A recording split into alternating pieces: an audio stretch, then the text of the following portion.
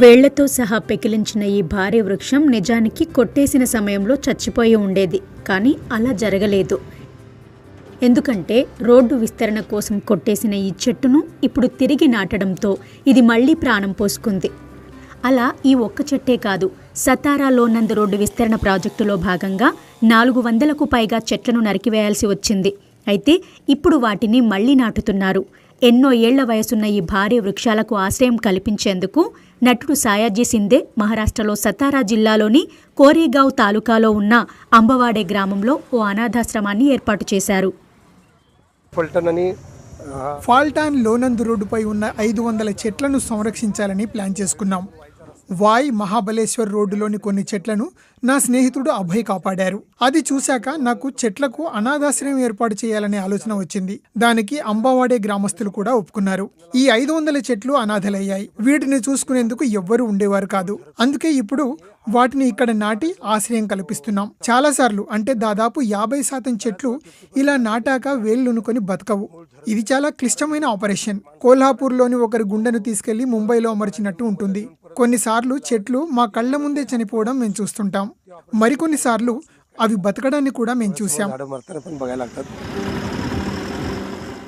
Replanting అంటే వృక్షాలను తిరిగి నాటే ఈ ప్రక్రియ అంత సులభం కాదు. ఎన్నో ఏళ్లుగా పాతుకుపోయిన ఒక చెట్టును మరో చోటుకు తరలించడానికి ఒక శాస్త్రీయ ప్రక్రియను అనుసరించాల్సి ఉంటుంది. చెట్లను ఒకసారి మార్క్ చేశాక దాని వయసు ఎంత, దాని బయోలాజికల్ లైఫ్ ఎంత లాంటి అంశాలను అధ్యయనం చేస్తాం. కొన్ని కొమ్మలను అలాగే ఉంచాల్సి ఉంటుంది.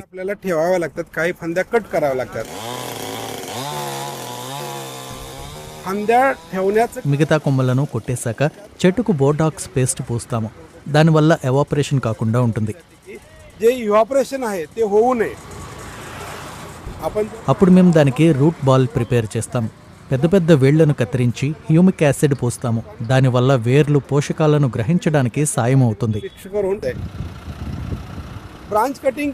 కొమ్మలను కత్తిరించడం, రూట్ బాల్ ప్రక్రియ పూర్తయ్యాక 5-6 రోజుల తర్వాత చెట్టును వెహికల్లోకి లోడ్ చేసి దాన్ని నాటవలసిన చోటుకు తీసుకొస్తాం. చెట్ల ఈ అనాథాశ్రమం అంబవాడే గ్రామంలోని గడ్డి భూమిలో ఏర్పాటు చేశారు. ఇక్కడ నాటిన వాటిలో చాలా చెట్లు ఇప్పుడు కొత్త చిగుళ్లు వేయడం మొదలుపెట్టాయి. ఇక్కడ ఇప్పటి వరకు 200కు పైగా చెట్లు నాటాం. 2.5 నెలలు గడిచిపోయాయి. ఈ చెట్టుకు దాదాపు 150 ఏళ్ల వయసు ఉంటుంది. దీనికి ఇప్పుడు కొత్త చిగుళ్ళు వస్తున్నాయి.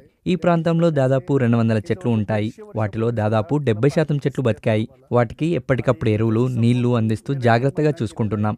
ఈ చెట్లలో కొన్ని 100 ఏళ్లవి, కొన్ని 50 ఏళ్ల వయసువి ఉన్నాయి. ఇవన్నీ మరో 100 ఏళ్ల వరకు బతకగలవు. 40 वर्षाचे आहेत आणि इथून पुढे ती 100, 150, 200 वर्ष ती झाडं जगणार आहेत. ఒక చెట్టును తీసి మరో చోటుకు తరలించి వాటిని మళ్లీ నాటి రక్షించాలంటే ఒక్కో చెట్టుకు దాదాపు 25,000 రూపాయల నుంచి 30,000 రూపాయల ఖర్చు అవుతుంది. ఆ తర్వాత మరో 3 ఏళ్ల పాటు వాటిని సంరక్షించాల్సి ఉంటుంది. వాటికి ప్రధానంగా ఎరువు, నీళ్లు అవసరమవుతాయి. కొన్ని ప్రాంతాల్లో కొత్త మట్టిని కూడా తీసుకొచ్చి వాడాల్సి ఉంటుంది. ఈ పనులన్నింటికీ అవసరమయ్యే నిధులను National Highways Authority of India సమకూరుస్తోంది.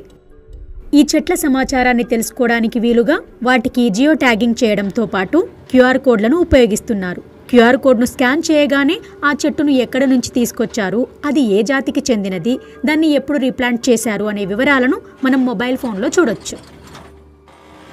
ఈ చెట్ల అనాథాశ్రమం పనులు ఈ ఏడాది జనవరి నుంచి మొదలయ్యాయి. ఒక చెట్టును కొట్టేస్తున్నప్పుడు చూసిన సాయాజీ సిందేకు వీటిని ఇలా సంరక్షించాలనే ఐడియా వచ్చింది. నేను షూట్ల కోసం పర్భనీకి వెళ్ళాను. అక్కడ ఒక చెట్టు నరికేసి ఉంది. నేను అక్కడికి వెళ్ళి మీడియాను పిలిచాను. ఆ చెట్లకు 101, 149 అని నెంబర్లు వేసి ఉంది.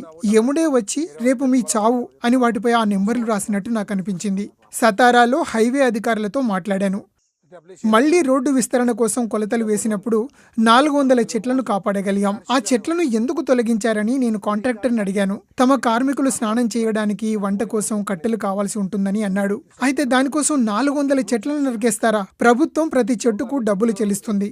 మళ్లీ అన్ని కొలతలు వేశాక 75 చెట్లను మాత్రమే కొట్టాల్సి వచ్చింది. అప్పుడు మేము ఆ చెట్లను మళ్లీ నాటగలమా అని ప్రయత్నించాం. హైవే అధికారులతో, గ్రామస్తులతో మాట్లాడాం. అలా ఈ చెట్లను కాపాడగలిగాం. అలా అవసరమైన ప్రతి చోట మనం పనిచేయాలనే ఐడియా మాకు వచ్చింది.